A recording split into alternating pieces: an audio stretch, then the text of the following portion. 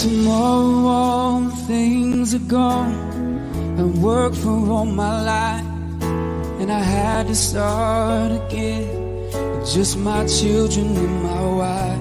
I thank my lucky stars to be living here today, 'cause the flag still stands for freedom, and they can't take that away.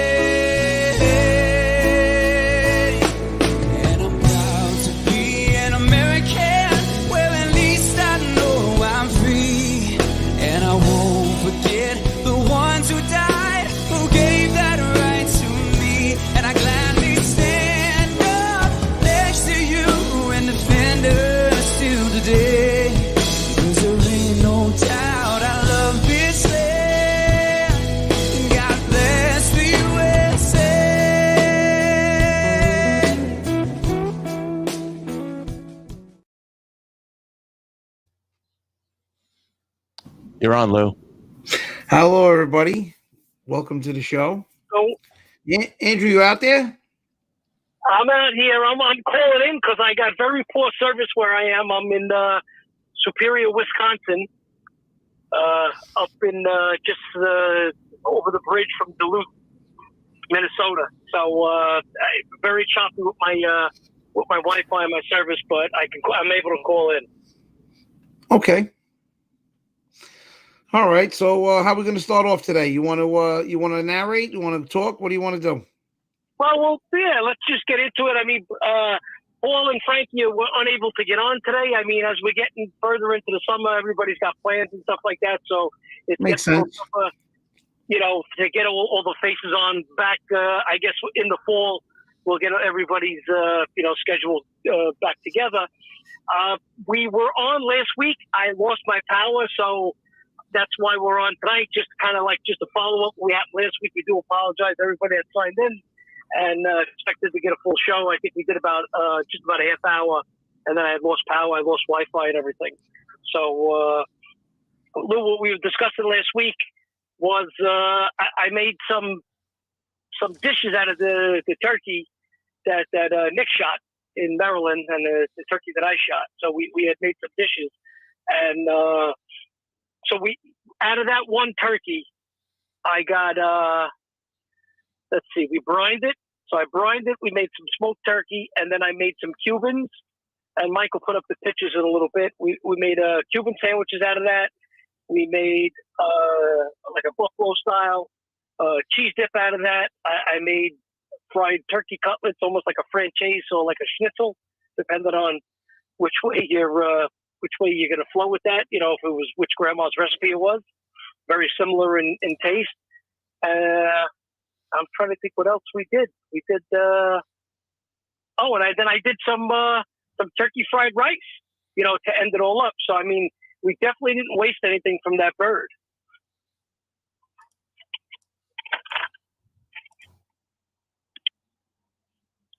I don't know if you want to put them pictures up, Mike, and we'll run through them pictures real quick, and then I'll get into some of the recipes. Yeah. All right. I'm going to put some pictures up. I'm not sure what they are, Andrew, but it looks like this looks like a breast from the turkey. Is that right, Lou? Can you see that? Lou, I can't hear you, Lou. Looks like you're not muted. It just looks like maybe is something off, or I think Lou's off today. Yeah, I see. He's moving his lips. He's not muted, but he's not making any sound. Well, Andrew, I have this. It looks like the breast on the carving board. Is that from the turkey? Yeah, so that's a smoked turkey breast. What we did was I put that in a regular standard brine. I think I said it last week on last week's show. Standard brine, it's like a cup of water, a quarter cup of salt per water, and then I put a bunch of other spices in there, some coriander, some pepper flakes, some peppercorns. We put a little bourbon in that one, and I believe some honey. And we did a 24-hour brine on that. And then I threw it on the smoker for probably about 220, 240. Okay, yeah. Until the inside temp. Yeah, it looks like it's on. These pictures are of it on the grill. It looks like I see a couple drumsticks, the breasts, and yeah. And Lou, real quick, looks like you're muted again, Lou. So whatever you did before to unmute, try to do the same thing. The microphone has the little slit up. How about now? There you go. There you go. Okay. So Lou, this picture. I don't know if you heard the whole thing when Andrew was talking. Yeah, this I don't lose hearing you guys. I'm just losing myself. You can't hear me. Oh, okay. So Lou, this picture here, I'm going to put up another picture. This looks like, is this the same turkey? I just don't know what the pictures are exactly. So it's pretty much, it's all from the same turkey. What we did was we butchered it, we broke it down piece by piece, and different parts of the turkey went to different recipes. But that was probably, I want to say, about a 14, 15 pound bird. Wow. All after it was all carved up and everything. I don't know what picture you got up now, Mike. I have the picture up with the field to the fork plate where it's sliced. Oh, it's sliced up turkey is what's on there. Yeah, so that was the sliced up turkey, and then, like I said, we made some. I made Cuban sandwiches. We used the sliced turkey. We put some. Did ribs on Memorial Day. So what we did was we shredded the meat off the ribs, and we used that as our pork element, and then we put some nice sliced pickles on there, good Dijon mustard, some Swiss, and then I hit them on the large cast iron flat top on my grill, and we kind of pressed them down. Yeah, this one here looks like there are two aluminum that trays. looks like pizza. It looks like pizza in a tinfoil pan. So that's the buffalo. We made like a buffalo chicken or buffalo turkey style dip out of the legs and thighs. So hit those on the smoker. Same thing. They got about 160 temp. I let them come off. We let them rest, and then we shredded them. And then Nick's buddy Massimo makes this spicy buffalo style dip. And, it's tough to get the recipe from this kid because every time he does it, he shoots from the hip. Every recipe is a different version. This one here, he roasted off jalapenos, habaneros, scotch bonnets. This one here, you would take a little bit of it, and it was like, oh, that really wasn't that bad. Then you take another forkful of it, and you got all the peppers in one bite. I'm not a spicy person. Some of it was a little unbearable. I mean, we got no complaints. People that ate it loved it. They loved the spice. It was really good. So what we did with that was we made almost like a lasagna as we kind of layered it. So you put that dip, and then we put a little cheese, a little salsa.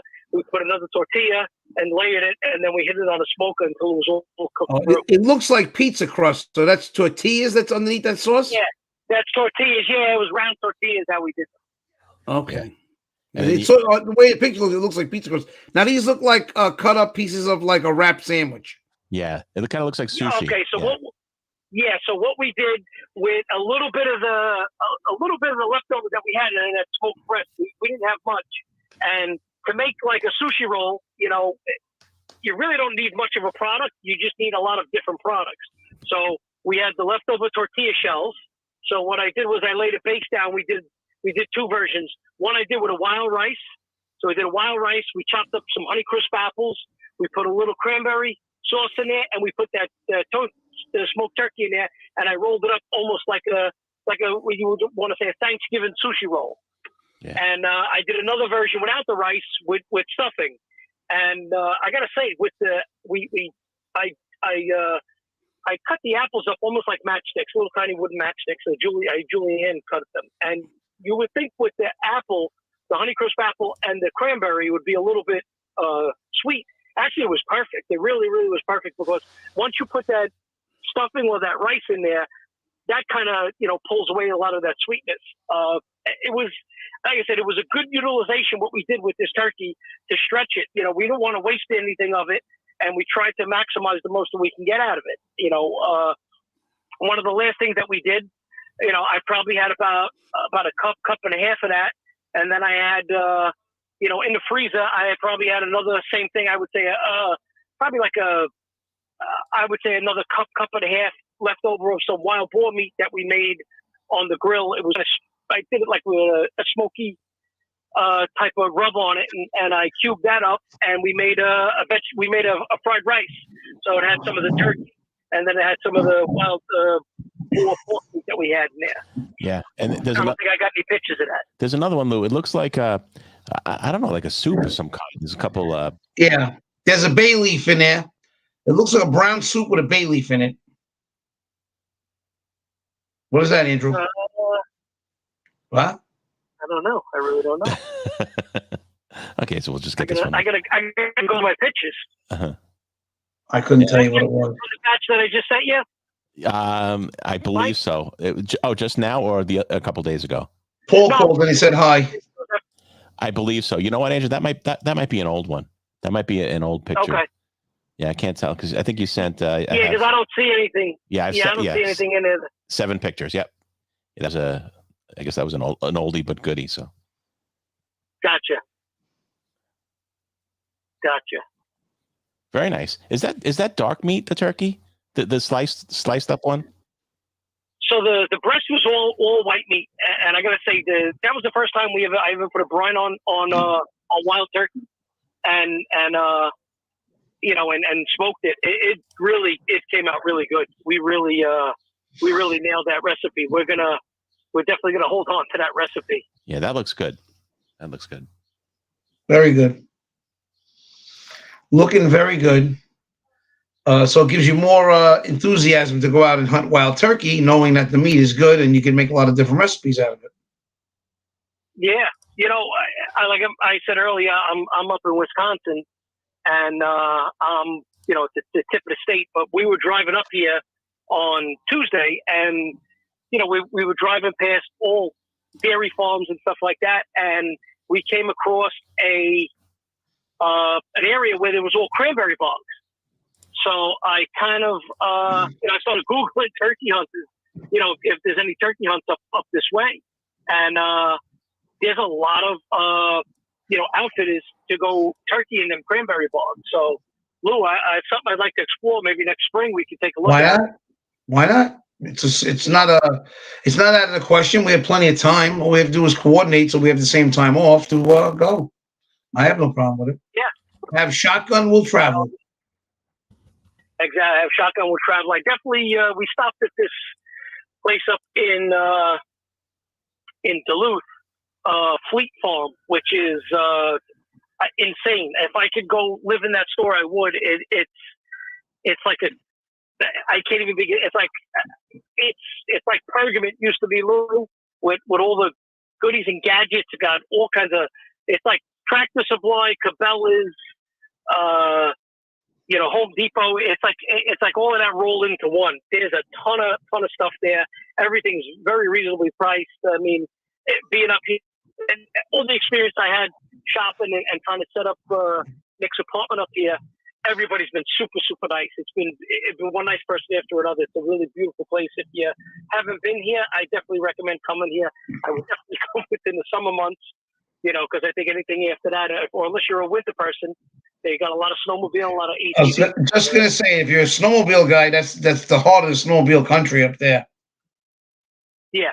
A lot of trails, a lot of places to go, frozen lakes. I mean, it's beautiful country up there. Yeah. Uh-oh. It's really nice. It's really nice up here. Is that Woody Woodpecker? What's that, Lou? Sound like Woody Woodpecker. No, that was the car. I had to stop the car. I wanted to charge my phone. I don't want to lose you. And I don't want to not hear your pretty voice. Well, you can't see me. I'm smiling. You're smiling. Getting back into, we were talking last week, Lou, before I lost power. Paul and I started touching a little bit on. We did that bourbon tasting, and yes. Paul's got his notes, so we'll table that discussion. But you want to get into it a little bit, like Paul and I were discussing, because we were waiting for you, and then, like I said, eventually when you signed on. The key with the bourbon is to do a blind taste test like we did, because then you can't you're partial to this one. Oh, this is the best. When you don't know what you're tasting and you taste them, your outcome comes totally different. Agree or disagree? I agree 100%. I 100% agree with that. And there was. So I think hands down, and I don't want to announce, the winners and stuff like that, but we all agreed on what we felt was the better of. We had of let's say, was it 8 items or 9 items? We all the top 3 were 1, 2, and 3 in all of our respective lists. 100%. And then the bottom ones are the bottom ones. So what I did Yeah, well, you know, I mean, I don't consider myself an avid drinker or a person who likes to drink all the time. But I think with bourbons, and we've been drinking bourbon for a long time, you can kind of tell the ones that are kind of lower end to be nice. Yeah, no. Well, so this and prior podcast, some of them, so what is it to be considered a bourbon? It's got to be, more than 50% corn, and it's got to be 2 years in an oak barrel. So guys, all these little distilleries, and there was one up over here I Googled. So, they're a distillery like 4 years. So they're putting out their 2 year product. So that's what categorizes it as a bourbon. It's 2 years in an oak barrel. So if you go on YouTube, or you go on the internet and look, they show you a lot of ways how to rapid age stuff. So what I did was I took our two bottom that we had, and what we're gonna do is we're gonna go toe to toe with the two bottom ones, and I rapid aged them. So I bought some oak chips and stuff like that. I put them in there. I followed like the little formula that I got. Mid-July they'll be done. So what we'll do is we'll come back just to and we'll reevaluate what we did the first time. We'll reevaluate the two that came at the bottom. So we'll reevaluate those, and we'll see which one matured better. And Paul and I were touching a little bit on that last week. That's when we got into the bourbon discussion is when I kind of lost power. So, but like I said, I told Paul, I would like to wait till all three of us are respectfully on, just where we could all discuss exactly what was going on, and everybody's mind and everything. But I will ask you your opinion. That was the first night I introduced you to a Bloody Mary with bourbon, and your honest opinion. No hard feelings if you don't like it, but I liked it. No, it wasn't bad. It was different. Everybody's tastes are different. To me, I like Bloody Marys. I'm a traditionalist, so it was different. I'm not gonna say it was bad, but it was different. Well, listen. I mean, we use store-bought Bloody Mary mix, because I didn't have the time to make the mix that we've been making for a bunch of years. Next time I'll make that out. But I feel, with that smokiness of the bourbon, it complements the tomato, a little bit better than the vodka. I mean, vodka's good. You don't get going wrong with vodka, in a Bloody Mary or any type of mixed drink. But, all vodkas pretty much have that same taste, where your bourbons are some of them are a little more unique than the other, or your whiskeys in general are a little bit more unique than the other. I agree. I definitely agree. No, absolutely. It's all a matter of taste and all a matter of preference.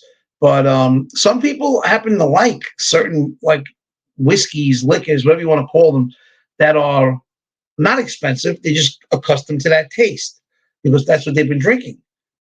Sometimes you can't change people's minds, or you can't tell people what's good, because what's good to them and good to you is different. Agreed. There's Scotch drinkers. There are people that like Shivers. There are people that like Dewar's. There are people that like the higher end Johnny Walker stuff. I mean, it's all a matter of taste. Then there's single malt stuff, which is a whole different element of it. Like I said, I'm not an aficionado on all these things because I don't take that much of it in to really make an educated guess. We're just fooling around with it to try to enjoy it a little bit. Oh, listen, we're trying to enjoy each other's company, which it's the first and foremost thing we do. We always have that. Things. At least we always have that. Listen, we had a unique cast of characters with our first bourbon taste, and we had a lot of little finger foods and stuff that complemented. Bourbon had to clean change your palate up. We had smoked cheese and smoked almonds. We had a bunch of different fruit because when we put something out, we don't put anything out half-assed. Absolutely, we go all the way. I agree. It was plenty of food. There was nothing that was it was no skimp deal. It was a lot of stuff. Smoked cheeses, smoked nuts, exactly. A lot of stuff. Pizza, a lot of good stuff. Exactly. Pizza. Everything was very, very good. Who's breaking whose balls? Kind of like nice to see the kids. You have the kids. And some of the kids give everything a different spin, which is I enjoy the most. Like taste this way or try that. And I'm like, you know what? That's interesting because I never thought of it that way. You know what I'm saying? Which is makes it much more enjoyable in my opinion. A different set of eyes always makes gives you a different perspective on things. Yep, I'll go agree with that all day long. Moving on, what else we want to talk about today? So I said when I did my brine, you were muted, so I'd like to go back to that. So what I did was it's a cup of water, quarter cup of salt, and then we're still on the bourbon talk. So what I did was I put a hefty amount of bourbon. I used some of the Taconic Distillery, the local upstate New York. The family that owned it, they're very, very nice people. They're very good to the youth organizations that we deal with, very generous with donating stuff and if we need stuff. So, like I said, I can't describe, enough on the phone on how that brine came out. So when you make it, it's almost like a tea. And then so for every cup of water that you put, you got to put a cup of ice that cools it down. Cause obviously you don't want to put the turkey in a hot brine, cause then it'll cook it. You don't want that. And as we were tasting it, outside of being a little salty, you had that bourbon really shined right through. Now, I really, like I said, the mix of everything that we had in that brine, that smoked breast, that smoked turkey in general, that one that I did, it really, like I said, I wrote everything down. So we're going to post out that recipe. I either will post it on one of the social medias and stuff like that. It really was, I got to say, we've tried several different brines. We've brined venison. We did, some pheasant, stuff like that. I know when we had Giuseppe and we had Todd from the Grouse guys on there, we were talking about they were going to get us woodcock and stuff like that. We were going to try to do like a brine on it. Yes. I would like to try this. I would definitely try this brine on whatever, if they give us, a piece of some woodcock breast, I would definitely try this brine on there. It really shined through. And I used, local honey, New York State honey that we had gotten when we were up by the house upstate where we are over in Chenango County. And I put a nice portion of honey, and I really put a nice portion of bourbon in there, and it really was good. But I just want to touch base on that. But moving along, get to your gun review. What do you like in this week's gun review, Lou? Anything? Have you checked anything out? Or? Did you send Mike the video I sent you of the 50 cal? I did not. Okay. I couldn't send it. I don't know why, but it wouldn't allow me. It said it was too long or something like that in my thing. What I'll do is for next time, you're gonna cut it down. I'll post it to the YouTube page, and Mike can pull it off the YouTube page.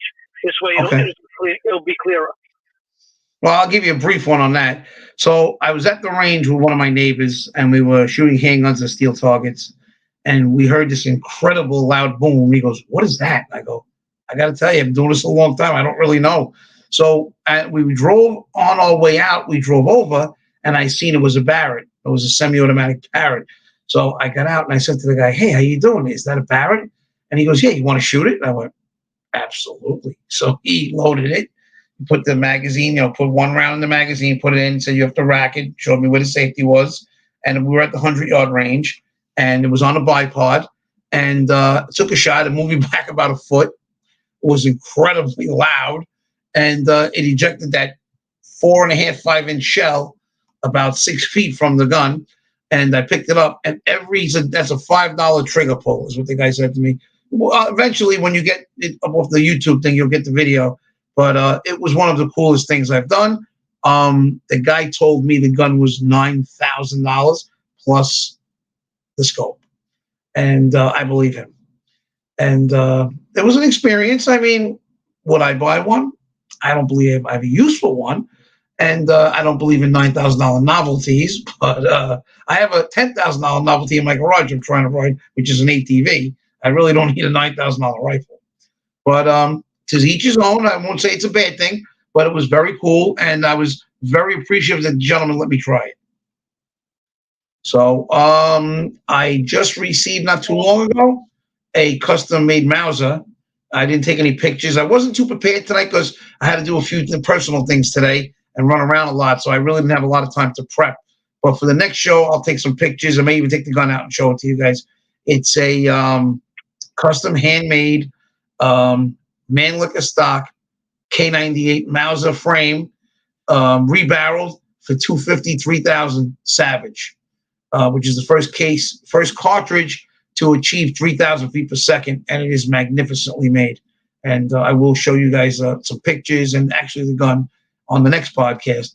But in my head-to-head review, to be 100% honest, I did not do a lot of research this week because it was a rough week in work and a lot of personal issues that I have to take care of, going to the doctor and doing a few things. Nothing serious, just things I had to get done for this time of the year. And that's really it. I mean, I don't have an actual review. I thought if you put that video up, we'd have a little bit of chat because that was pretty cool. Well, for your gun review, I mean, obviously you like the gun, but you're not $9,000 in love with the gun. Right. Well, to each his own. I'm not saying it wasn't worth it, and the guy's a fool. I'm by no stretch of the imagination. Whatever makes you happy. Everybody's budget's different on what they can spend and have. I enjoyed shooting it. It was cool as hell, and it was definitely a beautiful rifle, and it definitely didn't have a monstrous recoil. Where like, oh my god, it just is something very powerful. And with power comes responsibility, and I mean, I just don't need something like that. You know what I mean? I could find different things to do with $9,000. But it was great. It was a lot of fun to shoot. And they seemed to be having a blast. They were shooting it in loading like 5 in the mag and bang, bang, bang. And I was like, wow, that's loud. But it was pretty cool. And it was very accurate. I mean, he had like one of those double Dirty Bird type targets. And I shot the bottom one. It went right in the center. It was dead on. So, and I can't even imagine how big just the projectile. I mean, your 30-06 is 150 to 220. What was that thing like? 2 ounces? I mean, it was gigantic. I don't even know how big the projectile was. I couldn't even tell you. I'd have to research it, to be honest. I do have, he gave me a few spent shells, which I will show you next time also. They're tremendous. What kind of scope do you have on there? It looked like a Night Force. I wasn't 100% sure. It was one of them tactical ones with all the little ticks that you could, the turrets, you pick them up and you could turn them as you're dialing it in for different distances. I mean, those guns, you could make a 1,500-yard shot with a gun like that. That's like, insane. But I'm not sure how heavy that projectile is. That's a big bullet. It's a very large bullet. It's a Browning machine gun round. It's a BMG. It's a Browning machine gun round. Is what the Barrett shoots. The same gun the Browning machine gun shoots. Tremendous.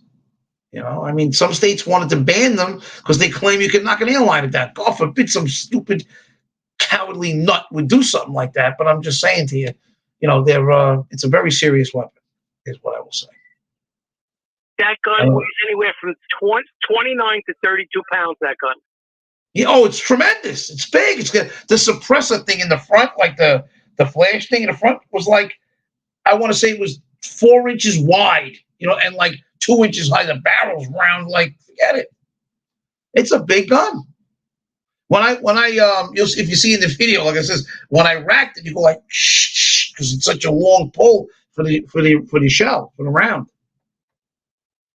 But it was an experience. It was something I did, and I was very happy. And the guy let me try it, and it was super cool. It was definitely super cool. Want versus need with a lot of things. Andrew, how many shotguns do we have? Well, I always say, you go, I'm going to buy another shotgun. I go, what? You need another shotgun? You go, no, I don't need one. I want one.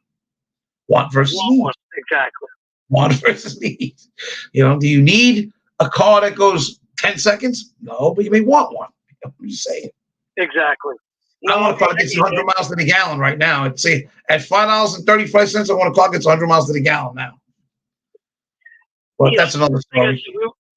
Driving up here, so the cheapest gas we got so far was up here at Costco at like $4 and I think 60 cents or $4.44 or something like that. That's really good. Very, very good price. Chicago was just shy of it was like 650, 679. Oh God. And, yeah, it's sad to see what's going for a gallon of gas. So much for the states. Look at the repeal, the taxes and stuff like that. 24 cents. I mean, the rate it goes up, it eats that repeal tax in like a day and a half or a week and a half. Hey Lou, did you ever think that 480 something would be a good price for gas? I'm going to tell you something. What you just said, we were talking about it at work in the morning. I was telling people I paid $4.81 at a Delta gas station, like on Route 36 or something over here in Jersey, and I was like, I got a great price. Yeah. And they're going, look how sick we sound. Yep. $4.81 is a great price compared to paying $5.39 or $5.13. What about when it used to be $1.89? $1.89. I wasn't driving, but when I was a kid with my dad, gas was 35 cents a gallon. I remember driving a car, the cheapest it was 99 cents. I remember I worked on Rockaway Boulevard in Queens in a Shell gas station, and it said the lowest price in Queens, 60.9 cents. In other words, 60 cents and the 9/10 of a gallon of the penny. Oh. Where did the time go? But I don't know. I don't know where it's going. A kid around the corner, I'm friends with his mom, and she goes shooting with us. And she was telling me he had a brand new diesel pickup truck, and he just sold it because it was costing him $155 a week to go to work. Because diesel's like $6.99, $5.90. It's ridiculous. I mean, how I don't know how some of these, unless they're passing all the costs onto the consumer, how does some of these smaller guy with one or two trucks, how does he operate? How do some of these dump truck guys operate? I don't, it's just sad. It's sad. Just with no warning, they shut the pipeline, did a few things, and the prices went insane. Yeah. And there's no relief in sight right now. No, there's no relief. But, with one, swift of the wand, you can reverse everything and get everything back going. I don't know if they're looking to choke everybody. It's part of the plan, Andrew. It's part of the plan. Yes. Hey, I got to tell you, I give them credit for one thing, and I never give them much credit. They're sticking to their plan. The only politician in the world that's sticking to their plan. They want electric cars. The grid can't handle it. We don't have the infrastructure for it, but they want electric cars. No one can afford them, but they want electric cars. I don't know what to tell you. I don't know. I think we're a little above the middle class, and I can't afford an electric car, so I don't know what they're talking about. How do people at work and make, the minimum wage people that have a little piece of, small car Toyota that was getting 30 miles to the gallon, how does he do it when he's got about $120 in his little car just to go to work a week? You just said the two magic words, Lou, the middle class. That's what they're trying to eliminate. I don't know. Well, we pay for everybody. When they eliminate us, who's going to pay? Well, they'll worry about that later, I guess. I don't know. Hopefully they all get out in time to resurrect this. I mean, anything in the world, almost anything, is fixable. Mm-hmm. And, we're suffering right now, but hopefully it'll get better. You got to have faith. I don't know what to say. 100%. You just took the word. And this is me. I'm not a politician. I'm not a analyst. I play one on TV. I'm frozen. What I'm going to tell you is this. I believe if you're in, throw them all out and let's get new blood and let's see what they can do. That's what I believe. I agree. There's some really, listen, there's some fossils in there. There's some, I watched that lady from California. I don't want to mention names. And I don't even know if she knows what she's saying. She's just blabbing, blah, blah, blah, blah. We're going to change this, make this gun law, make that. And I'm like, and what's that going to stop? What's it going to do? Well, we're going to microstamp bullets. Okay. There's 4 zillion with a Z, 9mm shells. So you're going to stamp the new ones that nobody's going to buy. And all the other ones that are out there, what are you going to do with them? Please. Fools. Fools with fool laws. But what are you going to do? It is what it is. Yeah. Next. That was my 10 seconds of... that was your 10-second rant? So, what we're looking to do, Lou. Hopefully, we can get something in another couple of weeks. I know we got some birthdays on the horizon. Today we got Don Pooch's birthday. I know we got Nona turns 80 in a couple of days. You got Vincent's birthday's coming. You got my birthday's coming. So your birthday, Vince's birthday, Gina's birthday, Mommy's birthday, all in a month. We got like 6 birthdays in a month. Yeah. So what I'm going to look to do is, I already spoke to the guy that raises the animals for us upstate. I'm looking at I know you don't like it, but I'm telling you, just have faith, and you'll never know what you're eating. But I got the guy. He's got baby lamb. So I'm probably most likely going to get a baby lamb. Maybe I'll get a baby pig. We'll do both of them. But I'd like to have a bin shindig. We'll have a little party. We'll do some stuff. Mike, you want to come up? You're more than welcome. Sure. Well, we got some different methods and techniques on how we cook stuff and everything. So I'd like to do some short videos and show show what we're capable of outside of the kitchen, and put us into like a camping or like a rural type setting for an outdoor kitchen. Okay, Andrew, I don't know if Lou got a little excited or anything, but it looks like he lost his camera connection. Yeah, he's out of the studio right now. So I just have the logo up right now. All right, fair enough. So yeah, so we got some recipes coming up. Like I said, with the summer months, it's a little tough. Frankie is, they're traveling a lot, him and his wife, but they're both retired. Same thing with Paul. Myself, I mean, obviously I work my regular job. Lewis is not retired, so I got my same set schedule 12 months out of the year. That's why we're trying to keep on point with the podcast, like almost every other week. Right. Just to get us out there and get our name out there. We do have some guests coming on. We got a couple some guys that follow us on Instagram. They're out in California. Jeep Hunt Outdoors. We got another guy, SoCal Foul. They're looking to come on, talk about camping and stuff like that. Some type of West Coast stuff, stuff that on the East Coast that we're just not privy to. Same mindset, but just different techniques on how they do stuff. Right. We got Ballsfall USA, one of the gun cleaning. Actually, it's not only for gun cleaning; it's for leather conditioning. I've been using that stuff on a bunch of stuff. They're looking to come on. We got I got Giuseppe, the Grouse Father, and Todd Waldron from the Rough Grouse Society. They're going to come back on either late August or early September, discuss about grouse season. I do have an outfitter down in Texas we've been talking to about pig hunting. So just trying to coordinate with everybody. I think it was just the podcast is new to us. So, the one thing I do know, it's consistency. You want to get yourself out there. You want to try to have, a couple podcasts a month to post out on the social media platforms.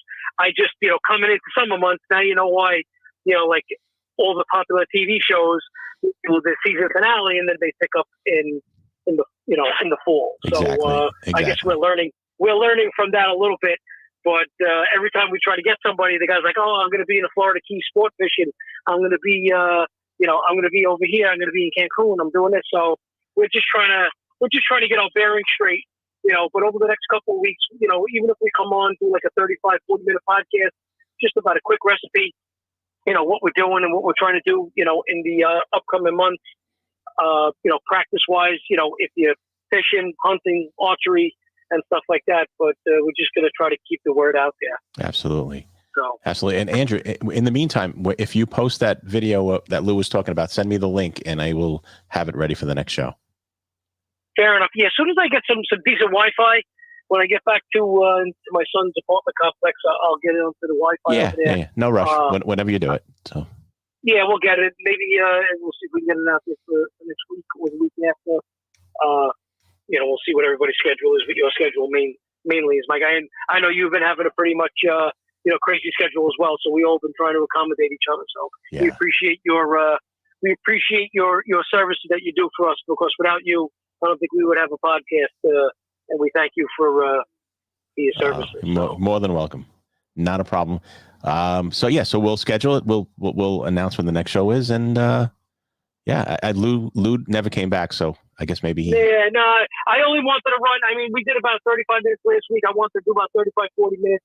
I mean, my clock here is I'm at like the 41-minute mark. Yeah, So, exactly. I mean, we got our point out. We tried to make a little part 2 to last week where we had a little power outage. So, hey guys out there, thank you for listening. Another big thanks to our sponsors, Blackhound Optics, Matthews Custom Calls, Foul Cup Coffee. Hopefully, we've been sending emails and attracting some new blood for some sponsorships and stuff like that. So hopefully within the next couple of podcasts, we'll be announcing some new sponsorships that we got coming. Other than that, Mike, that's all I got. I thank everybody out there listening for us, and we'll speak to you guys soon. We'll just keep an eye out for the next time we post. All right. Have a good night, Andrew. Good night, everybody. Take care, Mike. Take care. If tomorrow all things are gone, I worked for all my life, and I had to start again with just my children and my wife. I thank my lucky stars to be living here today, 'cause the flag still stands for freedom, and they can't take that